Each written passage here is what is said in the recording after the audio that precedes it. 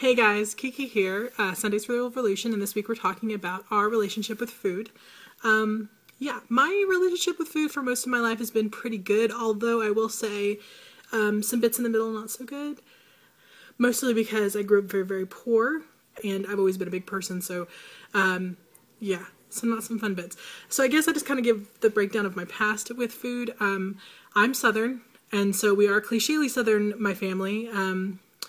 About shoving food at you and making sure you're stuffed to the gills and you can eat nothing else. And yes, we're all pretty bad about that. Though, growing up, I was in a single-parent household with my mother. I have 8 siblings. There's 9 of us in total. But growing up, only 7 of us were together. And so, yes, having that many kids with a single parent, food was kind of hard to come by sometimes. There were times we went without. And we almost never had enough for seconds. We did not have leftovers. Usually dinner or lunch, whatever was made, and it was just enough for you at that time. Yes. And food, in my family, food was a time for us to get together and talk and be together as a family, and it's still that way. Anytime my family gets together now, it's almost always over food. Actually, it's always over. There's always food involved, and I don't know if it's a Southern thing or if it's a universal thing. I know pretty much all the families that I know around here, but I've only lived in the South, so I don't know if it's that way elsewhere. But yes, always over food. One thing Maria was talking about yesterday, she was saying that her family didn't eat out very often. That's exactly how my family was. We probably went out a couple times a year, and it was a big deal to be able to go out. Usually we went out, if we did go out, it was usually on a Sunday after church, and it was usually a big deal. When I got a little older, I got to the point where we might go out like once a month, once every couple of weeks. But still, majority of our meals were eaten at home. In my family, it was a requirement once you hit about 10 to learn how to cook, at least the basics. So pretty much all my family, all my siblings, we all know how to cook and have known how to cook. And it wasn't just cooking. It was, you had to learn how to take care of the house by the time you were that age. So you had to learn how to do laundry, you had to learn how to cook, you had to learn how to do everything. I could manage a household at the age of 11. Because it was a requirement in my family. Mostly because we all took turns taking care of everything. Because my mother was working all the time.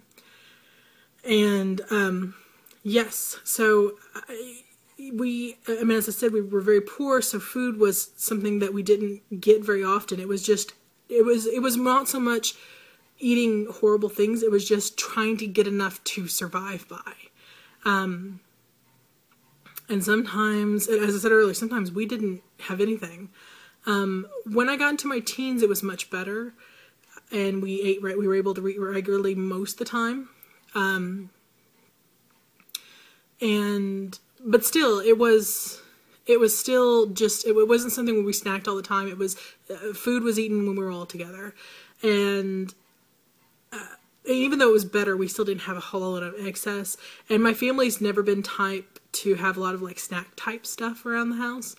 Now, at the age of 10, being someone who at the age of 10 reached the height of 5'7" and 195 pounds, I was seen as too big. And so my family, my mother and my grandmother, they did restrict what I had. I wasn't allowed to have soda at all. I wasn't allowed to have sugar.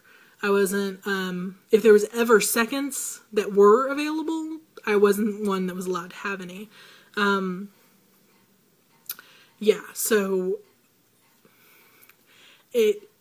from that time up until my early 20s, food was restricted very heavily, and it was seen as something that had to be restricted because I was not small enough. I was too big. I was so much bigger than the rest of my family. And so when I hit my 20s, I got into the workforce and had jobs and had money, but I still restricted myself. One thing One thing Maria was talking about is eating a lot of food, a lot of takeout, a lot of processed food. Makes her feel kind of lethargic and sick, and I'm the same way. I don't like to eat it very often. I don't like the way it tastes. Every once in a while, yes, I like a cheeseburger, I like pizza, but it has to be kind of rare because if I eat it too often, I feel sick. It's that way with all processed food, not just takeout food, not just junk food. Pretty much anything that's heavily processed, I don't eat because, or I don't eat unless it's like I go takeout because I don't like the way it tastes. And even when I get takeout, I usually don't go to places like, McDonald's or Burger King or something like that. There's a few like healthy restaurants that are near my work or near my home that I go to quite often. Probably the only like fast food place I go to quite often is Wendy's because I like their salads. Salads like one of my favorite things in the world. Yes, so now my relationship with food is it's fuel, but I like food that I enjoy that makes me feel good, which is I stay away from processed food. I try to eat very colorfully. One thing Jen was talking about earlier this week, something I totally go by, I try to eat very colorfully. I try to eat 3 times a day. I eat 3 times a day. I do eat breakfast. I had to make myself, I used to not get up and eat breakfast, but I've made myself get up earlier so I can at least eat breakfast on the way to work or once I get to work. I usually take it with me.